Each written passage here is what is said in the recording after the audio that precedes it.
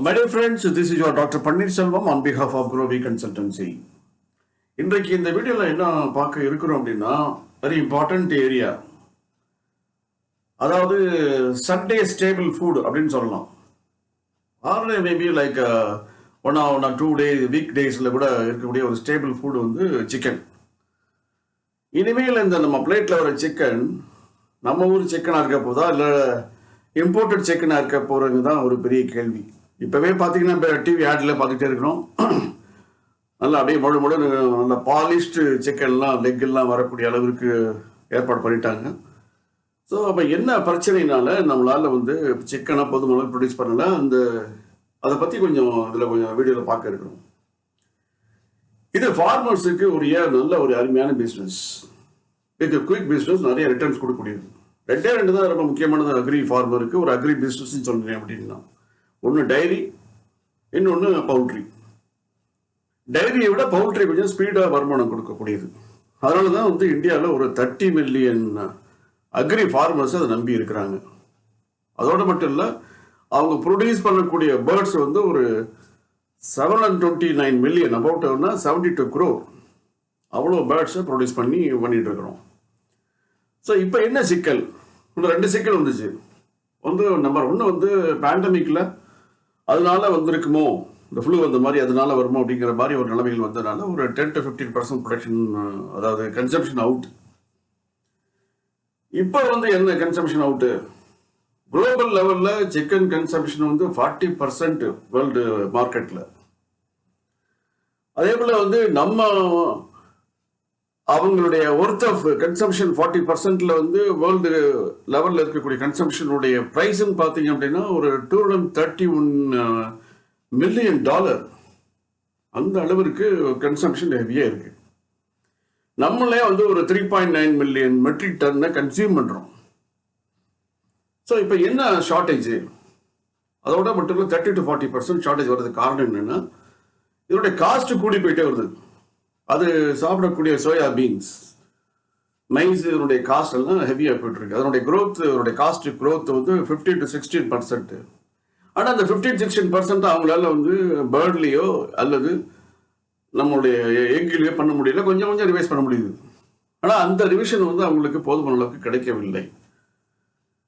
இந்த சின்ன லெவலில் பண்ணுறவங்க ஒரு 25-30,000 அக்ரி ஃபார்மர் ஏர்ன் பண்ணுறாரு. சுகுணா போல அவங்க ஆசியாஸில் ஒரு 4th largest பர்சன். அவங்க அந்த டீம்லாம் வந்து அந்த அளவிற்கு இப்போ பண்ண முடியாத இருக்க காரணம் ரா மெட்டீரியல் ஷார்ட்டேஜ். ஒன்று மான்சூன் ஃபெயிலியர், இன்னொன்று அர்ஜென்டினாலையும் பிரேசில்லையும் இதனுடைய ப்ரொடக்ஷன் டவுன் ஆயிடுச்சு. ஸோ இப்போ நமக்கும் காஸ்ட் எம்எஸ்பி கொடுத்தாலும், இன்றைக்கு வந்து எம்எஸ்பி எவ்வளோ கொடுத்தாங்க? ஒரு 38 rupees வரைக்கும் கொடுத்தாங்க பெர் கேஜிக்கு. இன்றைக்கு அதனுடைய ரேட்டு வந்து it is between 43 to 76 rupees வரைக்கும் போயிடுச்சு. அதே போல் மைஸும் பார்த்தீங்கன்னா 14 to 15 rupees, 20 rupees போயிடுச்சு. ஸோ இப்போ இந்த லெவலில் வந்து ரா மெட்டீரியல் வந்து அதுக்கு ஃபீடிங் சரியாக கிடைக்காதனால நமக்கு வந்து ப்ரொடக்ஷன் பண்ண முடியல, ப்ரொடக்ஷன் காஸ்ட் கூடுது. சரி, ப்ரொடக்ஷன் காஸ்ட்டை வந்து ஷேர் பண்ணலாமா மக்கள்கிட்ட அப்படின்னா கன்சியூமர்ட்டையும் பண்ண முடியல. கன்சியூமர்கிட்ட பண்ணீங்கன்னா, கன்சியூமரை பற்றி உங்களுக்கு நல்லாவே தெரியும். கன்சியூமர் வந்து சண்டே அன்னைக்கு போயிட்டு ஒரு கிலோ வாங்குறாரு அப்படின்னா ரேட்டு பார்த்த உடனே ஒரு 200 ரூபா 250 ரூபா அப்படின்னு போன உடனே அவர் வந்து 1/2 கிலோ ஒரு 1/4 கிலோன்னு குறைச்சிடுவார். என்ன ஃபேமிலி அவங்க பட்ஜெட் போட்டிருப்பாங்க. இன்னைக்கு வந்து மீட் வாங்க போகிறோம், மீட்டை 800 ரூபா 1000 ரூபாய்ட்டு இருக்கு. ஃபிஷ்ஷு வாங்குகிறோம், அதுவும் ரேட்டு கூட இருக்குது. அதோடு மட்டும் இல்லை, வீட்டில் பிள்ளைங்க வந்து கொஞ்சம் ஃப்ரீயாக குயிக்காக ஃபாஸ்ட்டாக சாப்பிட்டோம்னா சிக்கன் தான் விரும்புங்க. சிக்கனில் நிறைய மாடல் பண்ணலாம். ஃப்ரை பண்ணுறது, கிரேவி வைக்கிறது, 65 போடுறது, இந்த மாதிரி நிறைய இருக்கிறது. Normally people prefer to eat chicken. Moreover it is a protein based. So protein based food feeling கொடுத்தா தான் அந்த ப்ரோட்டீன் உங்களுக்கு நமக்கு கொடுக்கும். அப்போ இந்த ப்ரோட்டீன் ஃபுட்டு வந்து இப்போ வந்து ரொம்ப காஸ்ட்லியாக இருக்கிறதுனால இப்போ வந்து என்ன பண்ண வேண்டியது இருக்கு அப்படின்னா, எங்கே போய் இந்த டிமாண்டை நம்ம வந்து சரி பண்ண போகிறோம் அப்படின்னா, நம்மளால ப்ரொடக்ஷன் பண்ண முடியல. அதோட மட்டும் நிறைய ஃபார்மர்ஸ் வந்து தி க்ளோசர் பவுல்ட்ரி, ஏன்னா வயபிள் இல்லை. நிறைய ஏர்ன் பண்ணக்கூடிய லேக்ஸில் ஏர்ன் பண்ணுறவங்களுக்கு முடியல, thousands ஏர்ன் பண்ணக்கூடிய ஸ்மால் ஃபார்மருக்கு முடியல. ஓகே, இப்போ இங்கே அந்த சீடை இம்போர்ட் பண்ணலாம் அப்படின்னா, அந்த டீஆயில்டு, அது வந்து ஜெனட்டிக்கலி மாடிஃபைடு, அவ்வளோதான், அது ஹைப்ரிட் ஆகிடுது, genetically modified deoiled soyabean cake. So அதோடைய ப்ரைஸை நீங்கள் வச்சு இது பண்ணீங்க அப்படின்னா இனிமேல் என்ன ஆகிடும், இம்போர்ட்டு குஞ்சை வாங்கி கறியை வந்து அவங்களுக்கு கொடுக்குற மாதிரி ஆகிடும். அப்படித்தான் வந்து 17ஆம் 18ஆம் நூற்றாண்டுகளில் நம்மளை தேடி வந்து போர்ச்சுகீசியர்ஸ் ஆகட்டும், ஃப்ரெஞ்ச் ஆகட்டும், அமெரிக்கன்ஸ் ஆகட்டும், எல்லா கண்ட்ரியும் வந்தது காரணம், பிரிட்டிஷ் ஆகட்டும், எல்லாமே வந்தது காரணம் இங்கே வந்து அந்த அளவுக்கு potential, not only natural but also the human resources.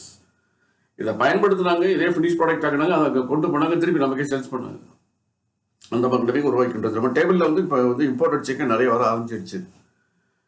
இன்னொன்று, அவங்க எக்ஸைஸ் கஸ்டம்ஸ் போட்டாலும் இன்றைக்கு இந்தியன் மார்க்கெட் ப்ரைஸை விட, ஏன்னா இந்த இந்தியன் மார்க்கெட்டில் வந்து it is between 160 to 200 rupees இருந்தாலும் கூட அதை விட குறைச்சி கொடுக்குறது வாய்ப்பு நிறைய இருக்குது.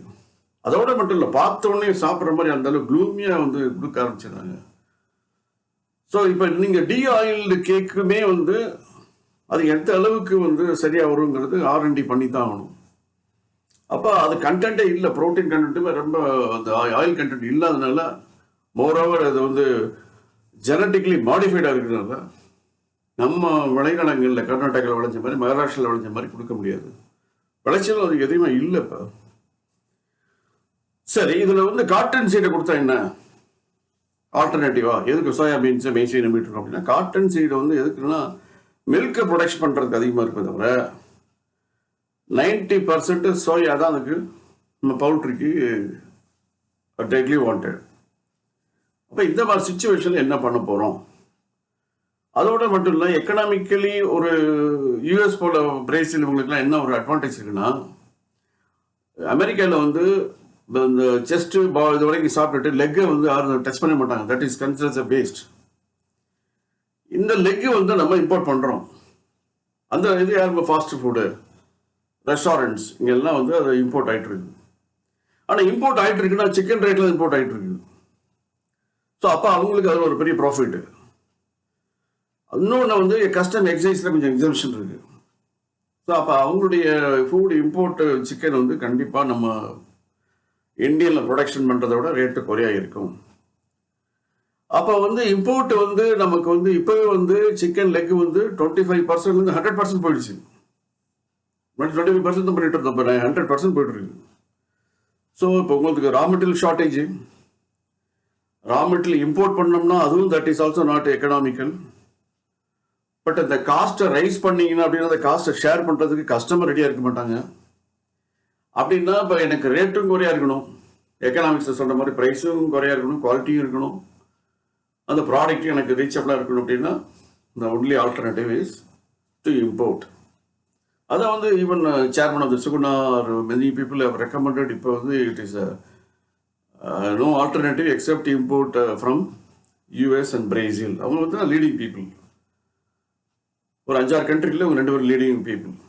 ஸோ இனிமே நம்ம டேபிள் இருக்கக்கூடிய வரப்போகிறது வந்து நம்ம வந்து எப்படி வந்து நாட்டுக்கோழி வீட்டில் வளர்த்து நாட்டு முட்டையை வச்சு சாப்பிட்டு அந்த நாட்டுக்கோழியில் ஒரு 5-6 கோழி வளர விட்டு அதில் ஒரு கோழியை எடுத்து அன்றைக்கு சமைச்சு சாப்பிடையில் இருக்கக்கூடிய அந்த திருப்தி வந்து இனிமேல் வரக்கூடிய நிலைமை உருவானாலும் உருவாகும். ஏன்னு கேட்டிங்க அப்படின்னா, imported chicken or imported chickens, ஏன்னா அவங்க வந்து they're all using bulk quantity, the right immediate the first grades. நமக்கு வருது எந்த கிரேடு வருதுன்னு சொல்ல முடியாது. பட் அந்த கிரேடு வந்து பார்ப்பதற்கு நீ இம்போர்ட் பண்ண டிவியிலே பார்த்தீங்க அப்படின்னா பார்க்கலே வந்து அவ்வளோ பாலிஷ்டாக, அவ்வளோ அதாவது மீன் நாக்கில் எச்சு ஊற அளவுக்கு வந்து அழகாக பண்ணி வச்சு பண்ணுறாங்க. ஸோ இந்த ட்ரெண்டு கண்டினியூ ஆச்சுன்னா கண்டிப்பாக அக்ரி ஃபார்மர்ஸுக்கு வரக்கூடிய இன்கம் வந்து பயங்கரமாக பாதிக்கப்படும். அதை நம்பி இருக்கக்கூடிய எத்தனையோ லேபர்ஸ், எத்தனையோ விதமான அக்ரி ஃபார்மர்ஸ், எத்தனையோ விதமான ட்ரேடர்ஸ், எத்தனையோ விதமான பிஸ்னஸ் பீப்புள் எல்லாத்துக்குமே பெரிய ஒரு கஷ்டகாலமாக இருக்கும். என்னையோ ரெஸ்டாரண்ட்ஸோ மற்ற ஃபாஸ்ட் ஃபுட் ஐட்டம் பீப்புளுக்கோ வந்து they can very well import, but சாப்பிட முடியும். பட் ஒரு நாள் வந்து நீங்கள் solely depend on chicken to be imported, அது இறக்குமதி பண்ணால் தான் சாப்பிட போகிறீங்க அப்படின்னா அன்றைக்கு வந்து இந்த நிலைமைகள் வந்து இந்த விலைகளுடைய நிலைமை வந்து வேற மாதிரி மாறும். அப்போ நம்மளால இருக்க முடியாத நிலைமை போயிடுச்சு அப்படின்னா நம்ம வந்து 1 by 1 வந்து இம்போர்ட் பண்ணி ஒவ்வொரு ப்ராடக்டாக ஈவன் வெஜிடபிளில் காட்டனில் இன்றைக்கி இருக்கிற ஷர்ட்ஸ் எல்லாம் மோஸ்ட்லி பங்களாதேஷ் அந்த மற்ற கண்ட்ரியில் வரக்கூடிய நிலைமை வந்துட்டே ஒன்றுன்னா வரையில. ஃபுட் ஐட்டமுங்களும் ஒன் பை ஒன்னாக ரீப்ளேஸ் பண்ணிட்டே இருந்துச்சு அப்படின்னா, ஸோ நம்மளுடைய அக்ரிகல்ச்சரை டிபெண்ட் பண்ணி இருக்கிறவங்க வந்து அவங்களுக்கு வந்து இப்போ இன்னைக்கு பங்களாதேஷில் வந்து பால் கிடைக்கலன்னு உடனே பால் பவுடர் போட்டு பவுடருக்கு நடத்தக்கூடிய கம்பெனி பெரிய பெரிய கம்பெனி ஆயிடுச்சு. பால் லிக்விட் வேண்டாம், பவுடரே போடுறது. Powder they can keep it for 1 month. Just take powder எடுத்து வாட்டர் போட்டு பண்ணிடுறேன். Hot water and boiled water or cold water, அது லைக். ஸோ இந்த நிலைமைகள் உருவாகின்ற பொழுது நம்ம டேபிளில் வந்து வெளிநாட்டு குஞ்சுகள் உட்கார்ந்தால் நம்முடைய உள்நாட்டு விவசாயிகளுடைய நிலைமை என்ன, நம்மளுடைய வருமானங்கள் எங்கே போகும் அப்படிங்கிற மாதிரி ஒரு நிலைமை உருவாகிட்டு இருக்குது. இதெல்லாம் வந்து youth and upcoming start up entrepreneurs வந்து இது வந்து they have to listen and consider how best effort to be taken to subsidise the issues. அப்படின்னா தான் நீங்கள் வந்து ஒன் பை ஒன்னாக நம்ம டெவலப் பண்ணுற புதுசு புதுசாக வர்றோம். திருப்பி again return to the pavilion அப்படின்னா இன்றைக்கு வந்து நாட்டுக்கோழி வாங்க கூட வந்து அது வந்து 400-500னா அது வந்து நாட்டுக்கோழியா, அது வீட்டில் வளர்ந்த கோழியாங்கன்னு சொல்ல முடியாது. அதுலேயும் கூண்டு கிளியாக கூட இருக்கலாம் அது. அதனால நீங்கள் பெரும்பாலும் மார்க்கெட்டில் பார்க்கல அது மாதிரி கூண்டில் வளர்த்த பறவைகள் தான் நிறையா இருக்கும். ஸோ இந்த நிலைமையில் மாறுவதற்கு நாம் என்ன செய்ய இருக்கிறோம் அப்படின்னு சொல்லி கூட பார்க்கணும். சோயாபீன்ஸை மேய்ச்சி கூட்ட போகிறதுக்கு வழி பார்க்க போகிறோமா, இல்லை இம்போர்ட் பண்ண வேண்டிய நிலைமை தான் உருவாகும் அப்படிங்கிற மாதிரி இருக்கிறத எப்படி நம்ம தவிர்க்க போகிறோம். So it's responsibility of every citizen to think it over. ஏன்னா நம்ம வந்து ஒன் பை ஒன்னா நம்முடைய வளங்களை வந்து கொடுத்து விட்டுட்டு இழந்துகிட்டே இருந்தோம் அப்படின்னா வரக்கூடிய சந்ததியினருக்கு அது பெரிய இழப்பாக இருக்கும். சிந்தியுங்கள். Thank you very much.